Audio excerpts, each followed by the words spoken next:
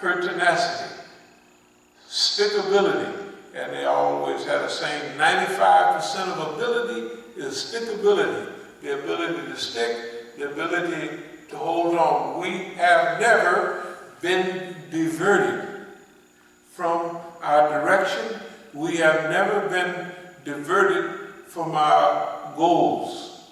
We have always been focused, right, on where we have been trying to go. Now, there's some characteristics that have been deployed.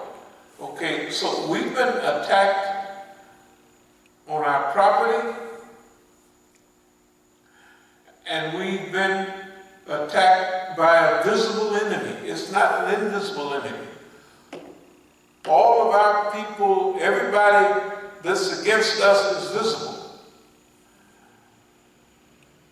If we have the people of certain Masjid, if we have people around the corner, if we have people over in Virginia, all of those people are visible.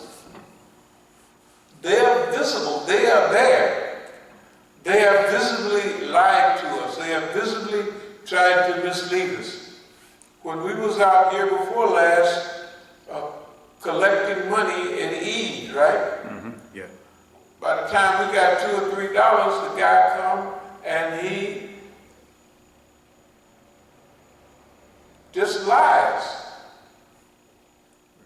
You're gonna get way more, and he says it. I don't know, did you hear him say that? That you're gonna get more? No, I was too far away. Okay, but no, he said it. But you was there when he called me on the phone. Yeah, I was. Yeah, he called me on. Don't you worry about a thing. We're gonna look you up. Well, Abdul Haq and I was over in Virginia. We was standing out in front of the place out there, and the deputy leader out there came out and said, "Come on in, Imam Musa." So we go in and, well, what are you trying to reach? I said, well, we're trying to get 100,000 for our school. So they hold on. He said, we'll take care of that. That's what Imam Masjid and the guy from he was from Bangladesh. He was an assistant, the chief out there. But we ain't seen high to have none of that. So it's visible. We've got a visible enemy. When you look at the Negroes, or let's call the name of something like Manna, they're Muslim Alliance of North America. It's supposed to be a Muslim alliance of North American indigenous Muslims, forming a collective, a group, a movement, a ummah to put its stamp on Islam in America. It's not established to be against this group, against that group, but it is formed to put forward a platform for indigenous Muslims in America. And all the so-called imams and other famous personalities appeared at those meetings, or a part of it. And you look up, and guess what? They're all against us. Why? I don't know. Well, we ain't gonna say that. We know why. But we have a visible enemy. We have visible tactics. Visible tactics. But we also have visible resistance. Visible resistance. That means we just worked on the cars yesterday, right? Yeah. Okay. So the cars, both of them, automatically just stop. Boom. So with one of them, we just put liquid in there. We drive up there and we say, okay, that's it. So we can see that it wasn't like that before. And as much liquid was going out, it didn't happen over a period of time. Right. It happened right away. Because when we was driving up the hill, it left a trail of liquid. Yeah. Right, it left a trail of liquid. Okay. Now, the other car, we pushed it from around there. Now, when that car stopped, it had, I would say, at least about a quarter tank of gas, a lot of gas. Okay, so we still don't start. Oh, I look at the needle. It's on red and below red. It's that little red dot and then the needles. And so, well, it just appeared to me that somebody just siphoned the gas off the other night when it was out there. Just all, and put it in another thing, and that's it. Because it was, when I looked at it, it's way down. So what, we just go to the gas station, Right. put some gas in, and it didn't take 1 second to start. I think you was listening to it and you didn't know whether it started or not, or could you hear it started? Yeah, I could hear it. Yeah, it was starting. Yeah, it was starting. And it runs like a top. I mean, it runs so nice, you can't even hear the thing. Or it don't, there's no vibration. You know what I mean? It just, Yeah, it runs good. Yeah. Well, I know. I remember it was. I didn't believe how simple it was. You know, I guess I was kind of, I guess in a good way, disappointed because I was really looking forward to like learning how to fix cars. No. You gotta remember. You have to remember that we already know what we're doing. Right. Now, I'm gonna take pictures, or you can take pictures when we leave with the cars. Because remember the flyer. So we're gonna do a flyer, but they had already, they was ready to go probably a couple of days after. Yeah. But okay, we're gonna do this and we're gonna do that. Remember, we're used to it, and you gotta remember, it was exactly like you said. Oh, all you gotta do is touch this and turn that, and they be ready to go. But at first, you can just turn, you can't do, they're not going anywhere. They're just not going anywhere. And ain't nothing you can do about it. But when they're ready for them to go, all you gotta do is shake the car or do whatever and it's ready to go. That's clear. That's from like 1,000 years of experience. So visible resistance. We've always had a saying, make injustice visible. What they do to us is visible. The war in Yemen is visible, right? And it's oppressive. What they did in Libya and the Gulf states that supported that war, visible. It's visible for North Africa and all the rest of Africa, because that's where a lot of that money was going and a lot of that support. He helped stabilize Northeast and Northwest Africa, especially Central and Northwest Africa. Now, Boko Haram and then Mali, they just had a coup today, and took over. They begged the French to come back. The French came in and they said, y'all gotta go. Y'all are messing up. Y'all, things are 9 times, is what the radio just said an hour ago. 9 times as bad as when you got here. That's what the people of Mali were saying. Okay.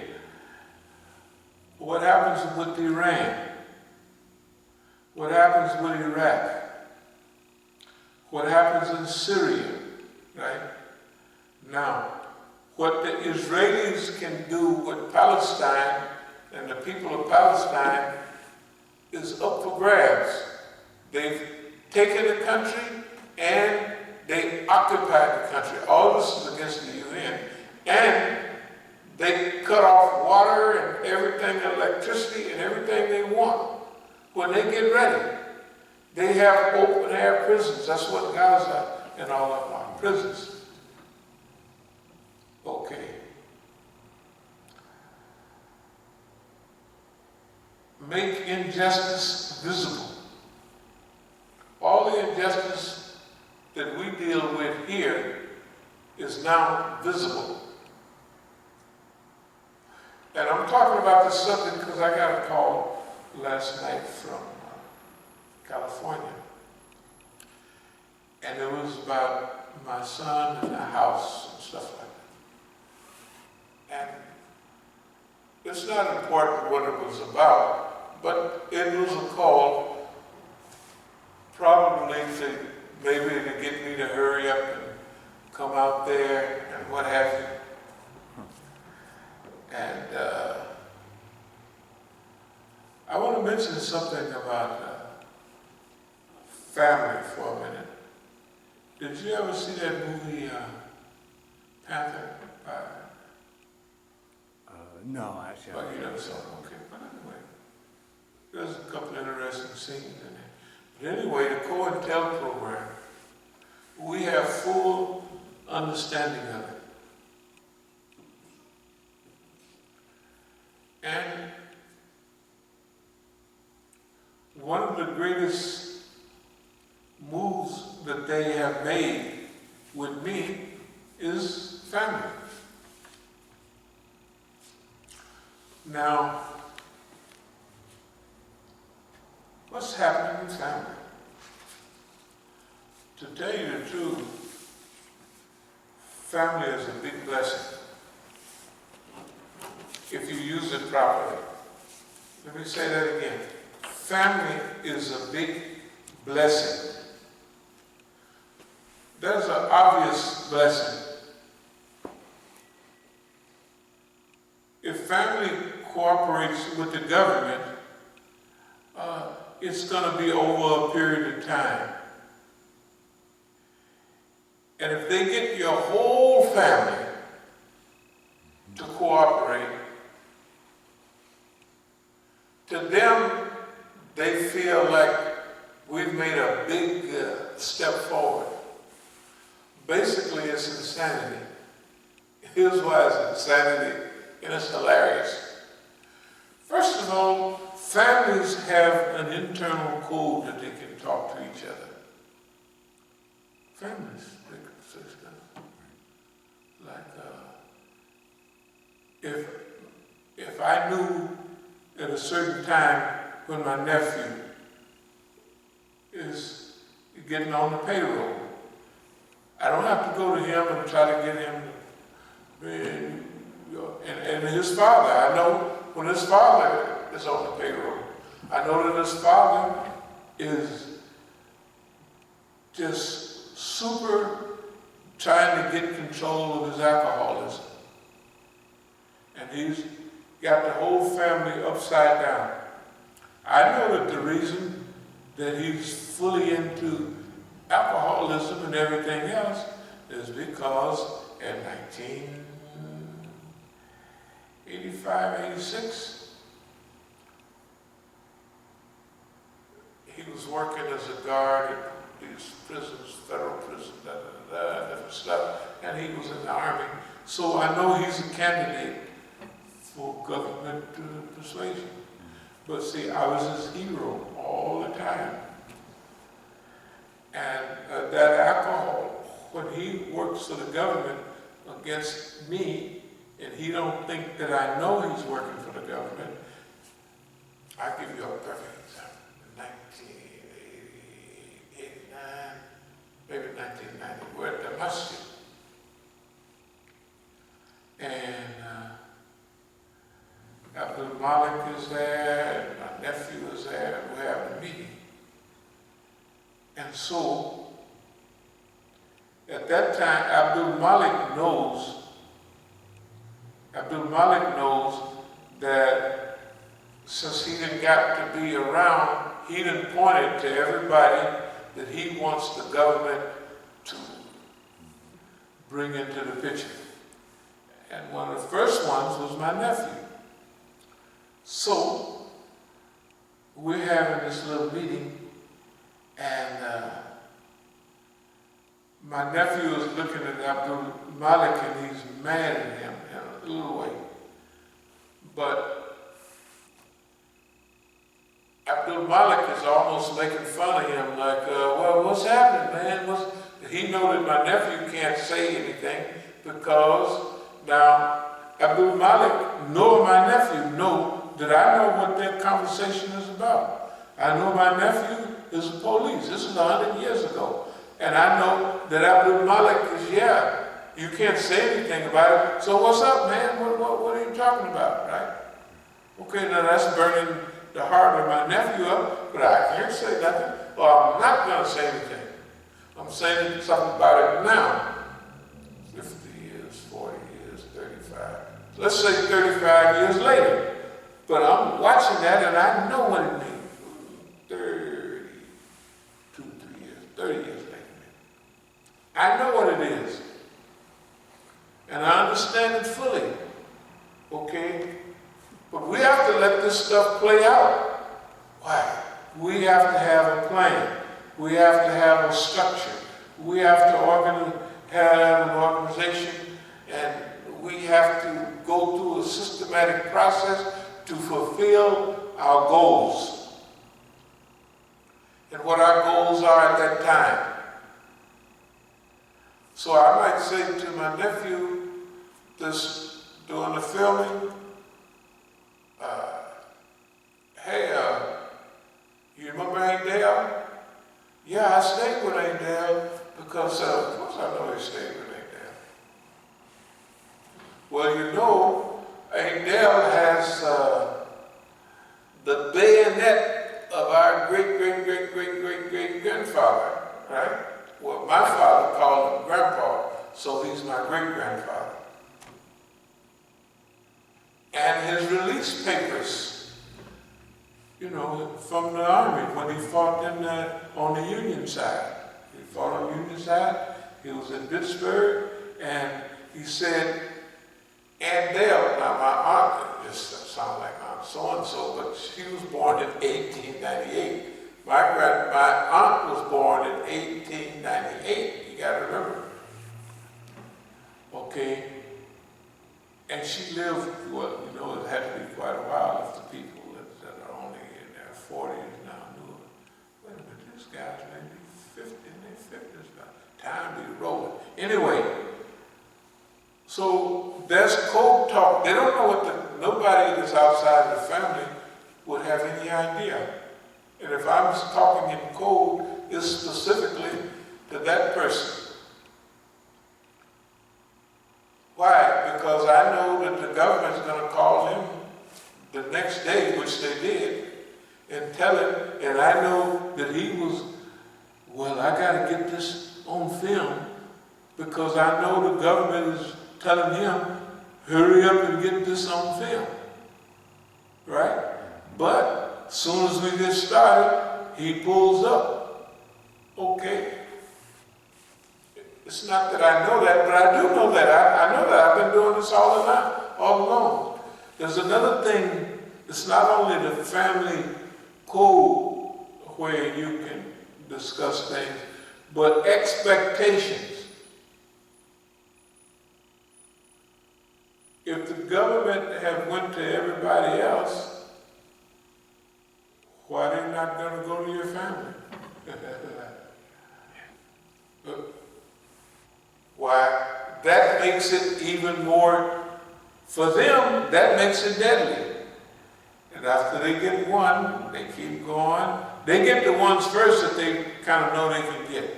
And this is for the cause, and you know your uncle or your father's this kind of guy. And now we have the whole CIA, the whole military-industrial complex. We want you to help us save his life. Well, it makes sense. This nigga's been all over the world. He does this and that, and he can fly backwards. If you don't stop him, those people are going to kill him. Right? Yeah. It makes perfect sense. Yeah. They do know you. They say, well, shoot, when we was kids, later on, he pops up in South America, Europe, and he starts this masjid, and he's with Iranians, and they just see the picture, see him with Iranians.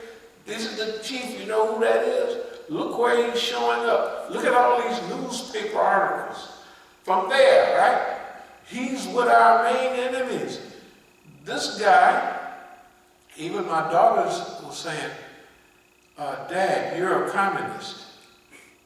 Well, no, because they didn't tell them that, they didn't tell them right down there that that's what, okay, if I mentioned German Mao and tongue and all that, and I mentioned equality of peoples, to them, that sounded communist.